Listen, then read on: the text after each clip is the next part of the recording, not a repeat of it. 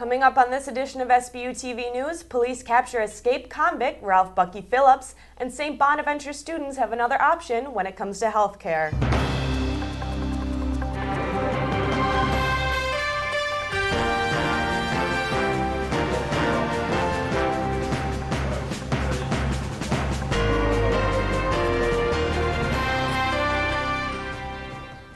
Welcome to Sbu TV News. I'm Colleen Hannon. And I'm Rob Cannon.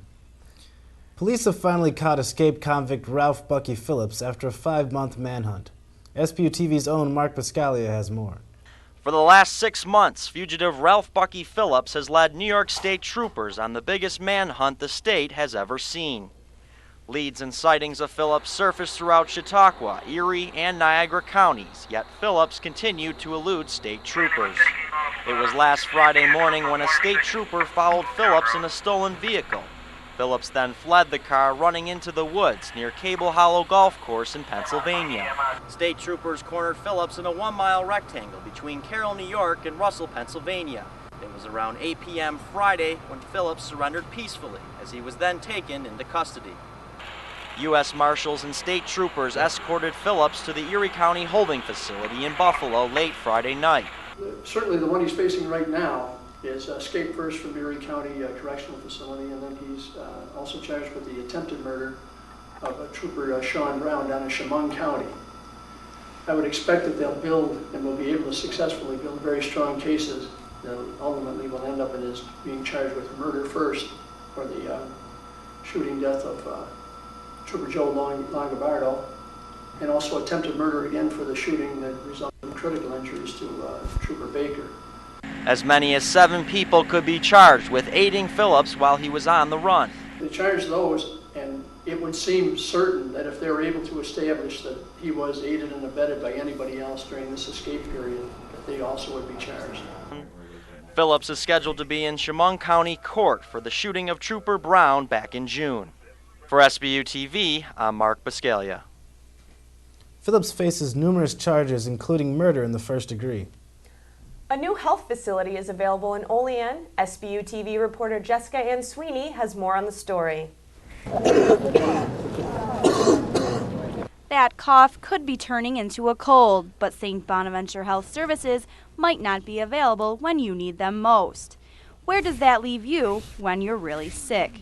The new immediate treatment center at Olean General Hospital was opened in April of this year and is more than willing to treat St. Bonaventure students. I always take care of anybody who needs the help here and are sick and need the extra assistance. With Monday through Friday daytime hours, St. Bonaventure Health Services has limited means.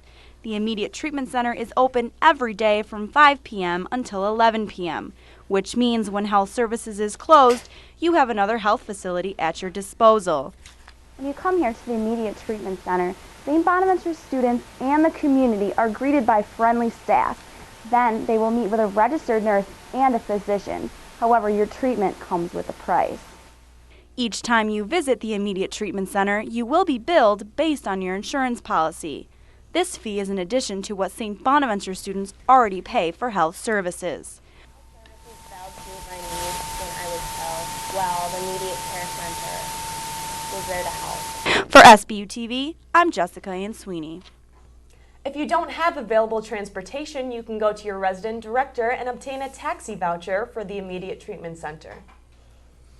As part of St. Bonaventure University's multi-million-dollar renovation plan, Shea Hall was converted from individual dorm rooms to new modern suites. Sbu TV reporter Mike Spong takes a look inside. Over the summer, the most common freshman dorms of Shea and Laughlin underwent major renovations. Shea was completely converted into suites to provide a new living experience for incoming students. First time I saw them, it was awful. It was like depressing. Walls were real dull, plain, and I don't know. I didn't like it at first. I really enjoy them. They're big, they're new, and renovated. There's nothing to hate about them. The rooms are pretty good size. The bathroom is definitely real convenient. One suite is the size of 3 original Shea rooms. It's a room, then a bathroom, and then another room. Each room is equipped with new furniture, a new tile floor, freshly painted walls, and an up-to-date sprinkler system. Now Laughlin was just renovated and remains the same as a double occupancy dorm with one bathroom on each floor. Shay's old bathrooms were renovated and converted into a student lounge. The new spacious living areas offer students plenty of room to relax, including a new TV, microwave, refrigerator, and an area to cook food. I'd definitely say get into Shay or Laughlin. For Sbu TV, I'm Mike Spong.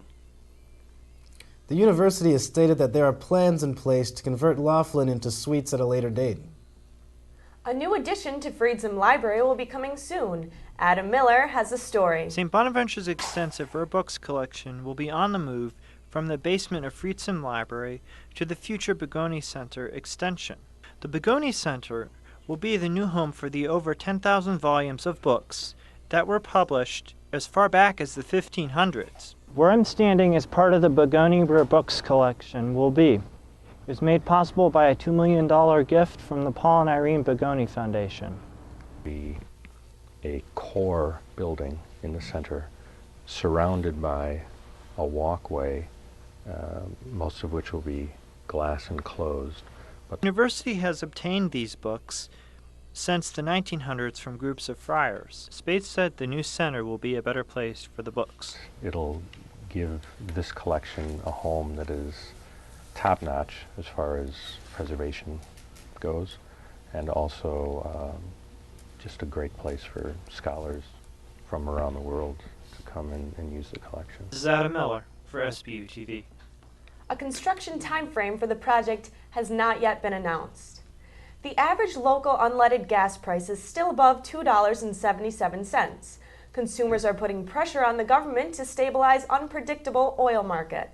Sbu TV reporter Bridget Fraize has more. When you purchase a vehicle or fill up your gas tank, you put your trust as a consumer in the oil market. As one St. Bonaventure economics professor explains, the global oil industry can be a complicated system. When the oil comes in from Alaska or offshore or from some other country where it's produced, then it goes ahead and gets refined here and then gets distributed around the country. Since oil prices are partly affected by international circumstances, some price jumps are unexpected. How it rose to the point before the hurricane was a lot of China, India, basically having their economies growing. So that's a good thing, but we all share in the world's supply of oil. After Hurricane Katrina hit, U.S. refineries couldn't produce gas fast enough to meet demand. The actual amount of gasoline that was available for us to buy really took a hit. So when supply gets reduced, price goes ahead and jumps up. People's consumption didn't drop off that much, that they basically kept their levels, buying the same amount of gasoline they did before. Here at Quickfill, Sbu TV caught up with some customers to find out what influences them when they buy gas. What did you do when the prices went up to over $3 a gallon? I just went about my regular day. It just cost more. Consumers don't have as much freedom of choice when it comes to demand for gasoline because, unlike other products, it's a necessity. Certainly I wish the nation as a whole would do something more about our reliance on the oil. And the high prices are such a burden to everybody. But as Paul explains, when prices become unbearable, people find alternative sources. The increase in the price causes people to come up with better solutions. The human spirit just keeps overcoming things like this. Bridget Fraize, Sbu TV. Although gas prices have dropped in the past week, they may rise again if another natural disaster occurs. The university will be hosting comedian Mark Lundholm on Saturday for National Alcoholism and Drug Awareness Month. Sbu TV's Meagan Kolkmann has the story. St. Bonaventure University is teaming up with Jamestown Community College and the Cattaraugus County Council for Alcoholism and Substance Abuse to tribute September being National Recovery Month. Renowned comedian Mark Lundholm will be performing in the Riley Center Saturday, September 23rd at 7 p.m. Lundholm's Been There, Drank That comedy has been widely accepted by audiences, making appearances on Comedy Central, Showtime, and national A-list comedy clubs. The notion of a person being able to take that life experience that has been negative and hurtful and harmful and turn that around and create a perspective that allows people to look at it in a different way was very intriguing. We know what we need to know, and that's all we need to know, you know? How many cups in a gallon?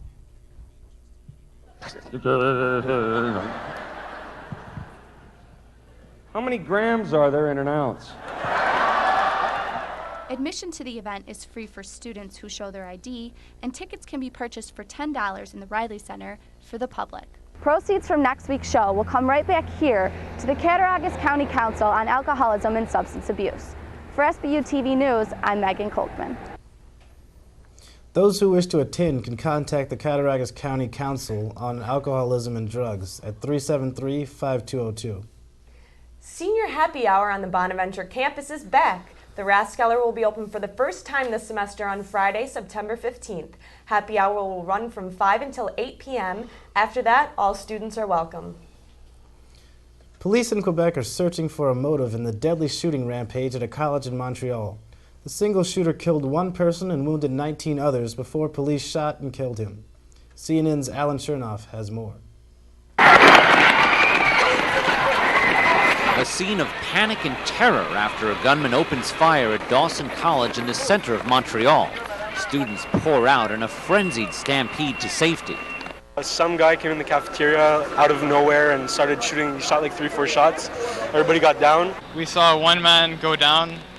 He was shot either in the head or the neck because he was a lot of blood. He shot the people right next to us, so we were all running, we were hiding in the bushes, and there was debris flying from the bullet shots right next to us. Emergency personnel wheeled stretchers to ambulances. Police sealed off the campus. In the confusion, it was thought there was more than one shooter, but police say they killed the lone gunman, described as wearing a black trench coat and having a mohawk haircut. The first policeman took charge of the situation and shoot in the direction of the suspect, and he died. The suspect died. The college is closed for now after a horror reminiscent of scenes played out in American high schools. It's a Canadian version of Columbine. A dozen students and a teacher died in that Colorado tragedy after 2 students went on a shooting rampage and then committed suicide. Yesterday was not the first time Montreal has seen such terror. Nearly 17 years ago, 14 female students were killed at another school, and 13 others were wounded before the gunman killed himself. We are never expecting such a situation. Dawson is a very tight community, and it's very sad for Dawson. It has been a very long day for all of us. Alan Chernoff, CNN, Montreal. Up next, Mike Spong joins us with sports. Stay with us. Worth sharing. All about having a sense of conviction that you have something to offer. And I got that life worth sharing from St. Bonaventure University. My name is Deb Henretta. I'm a president at Procter & Gamble. St. Bonaventure gave me my dream. My dad went to St. Bonaventure. I went to St. Bonaventure. I'd love nothing more than for my experience, the sense of community, and the value this university provides. Welcome back. Mike Spong joins us now with sports. Mike? Many alumni returned to St. Bonaventure University for the rededication ceremony of Fred Handler Park at McGraw-Jennings Field on September 9th. Major renovations took place this summer, including the installation of sport turf, sunken dugouts, and new fences. The renovations were made possible by a $900,000 donation by baseball alumnus Thomas Mara. Mara spoke for the alumni at the ceremony. This field will only make the program better. We love St. Bonaventure, and we're on a roll. After the game, the annual Brown versus White alumni game took place, where the Brown team fell to the White team 13-8. The first official game of the new field will take place next spring. The Bonnie's golf team was at Navy this weekend and will be heading to Rutgers University Friday for this week's Invitational. Mark Buscaglia said the season preview.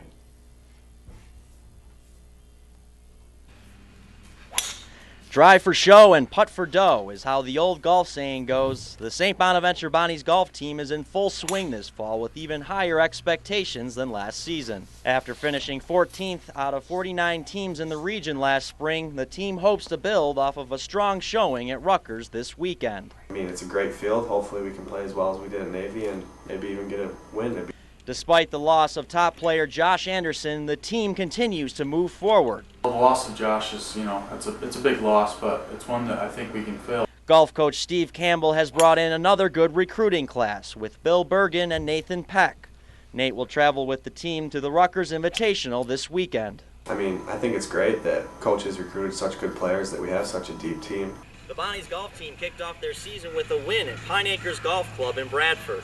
The team hosted this year's Little 3 golf tournament, which included Canisius, Niagara, and of course, St. Bonaventure. Well, obviously we won the Little 3, which gave us, added confidence going into Navy. And won our first tournament, can't complain about that. Beat Canisius and Niagara, they're our hometown foes. The team traveled to the Navy Fall Invitational in Annapolis last weekend, where the Bonnies finished 5th out of 17 teams. The team fired 2-day totals of 290 and 293. We all played pretty well, and the best scores we've ever had as a team down there. It's too bad that it wasn't good enough to win. This weekend, the Bonnies will make their first appearance at the Rutgers Invitational. A top 5 finish could potentially boost their ranking in the region. The Bonnies will be home Sunday, September 24th at Bartlett Country Club, where they will host the Leo Keenan Invitational. For SBU TV, I'm Mark Buscaglia. The Bonnies' first-year women's soccer coach, Manhoy Ketri, waited 5 games for his first win. It came as 2-1 victory over Canisius on Wednesday at McGraw-Jennings Field. Senior Carrie O'Malley scored twice, and senior goalie Lisa Eberhardt saved 9 shots in the Bonnies' victory, despite being outshot 15-5. The Bonnies men's tennis team captured 4 titles this past weekend in the St. Bonaventure Tennis Fall Classic. Senior Alejandro Neri and sophomore Jonathan Luce won their singles matches, respectively. In doubles championship, senior Andrew Hart paired with junior Antonio Farias defeated Nick Bolia and Dawson Perry from Niagara. The Bonnies return to action September 15th at the Dartmouth Shootout. One St. Bonaventure athlete has decided to switch sports. SBU TV reporter Kevin Rhoney reports.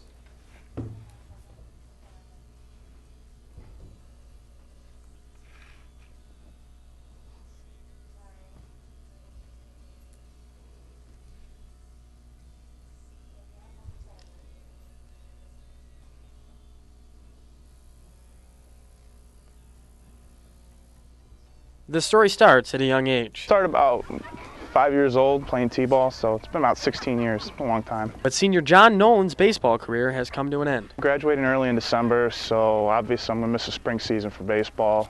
Had a lot of time in my hands, wanted to play a sport, so I chose rugby. That's right, the pitcher for the Bonnies has switched from baseball to rugby. John will be coming from the baseball field, where giving up hits is a bad part of the game, but going to the rugby field, where giving up hits is necessarily one of the greatest parts of this game. When asked how his former baseball teammates thought about the switch, he said, They all thought it was funny at first, but after that, they're wishing me luck. Like I said, my baseball teammates got a kick out of it because they never saw me as quite the type to do that kind of thing. How does he feel about the switch? Yeah, I love it. I get to run around and hit people all day. But when asked what he'd miss most about baseball, he said, I've been playing it all my life. It's one of those things you grew up with, you love, you're always going to miss it. A lot of my best friends on campus are on the team. I'll miss, getting to hang out with them all the time, and, basically a bunch of us are like brothers. So where can you catch John and the rugby team in action first? We open our season Sunday at Fredonia. For SBU TV, I'm Kevin Rhoney. And that wraps up This Week in Sports. And that's all for SBU TV News. I'm Rob Cannon. And I'm Colleen Hannon. For Mike Spong and all of us here at SBU TV News, thank you for joining us. We leave you now with footage from the memorial service held on campus commemorating the 5-year anniversary of September 11th.